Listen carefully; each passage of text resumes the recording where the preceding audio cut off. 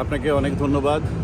আপনারা জানেন সারা বিশ্বে যেখানে গণ অভ্যুত্থানের মাধ্যমে কখনো একটা সরকার বদল হয়, তাদের যে জনপ্রিয়তা ছড়িয়ে পড়ে সেই দেশে এবং তাদেরকে বীরের মতো, হিরোর মতো তাদেরকে সম্মান করা, এবং তারা যেখানে যায় তারা সেই রকমভাবে জাতীয়ভাবে সম্মান পায়, জাতীয় বীর হিসেবে। বাংলাদেশের যে ঘটনাটা 2024-এর 5 আগস্ট ঘটেছে, অনেকে এক শ্রেণীর মানুষ ভেবেছিলেন যে দেশে একটা পরিবর্তন আসবে।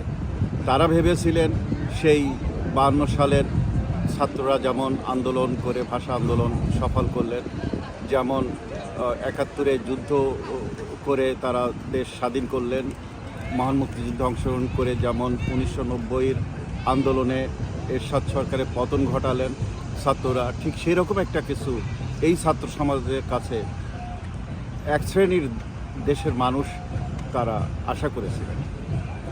সেই ধারাবাহিকতায় তাদের সরকার গঠনের পর গত 1 বছরে তাদের যে অবস্থান, এমন একটা অবস্থানে গেছে যে তাদের প্রতি মানুষের বিশ্বাস একদম শেষ হয়ে গেছে।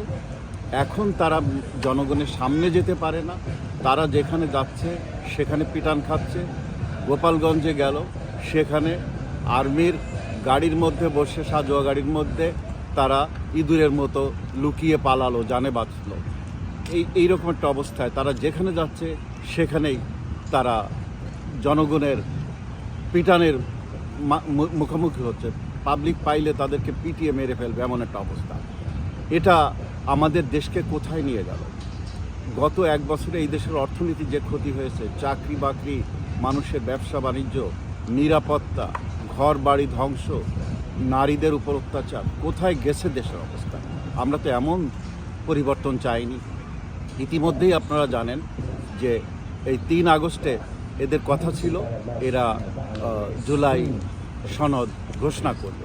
তা জুলাই সনদ নিয়ে আমরা কয়েকটা মিটিং দেখলাম। অবশেষে এই যে কমিউনিস্ট পার্টি অফ বাংলাদেশ এবং অন্যান্য দলগুলো তারা প্রেস কনফারেন্স করে জানিয়ে দিল যে এই জুলাই সনদ তারা ভেবেছিল একভাবে হবে, কিন্তু তারা দেখছে যে এই জুলাই সনদ হলো 71-এর মুক্তিযুদ্ধকে মুছে ফেলবে।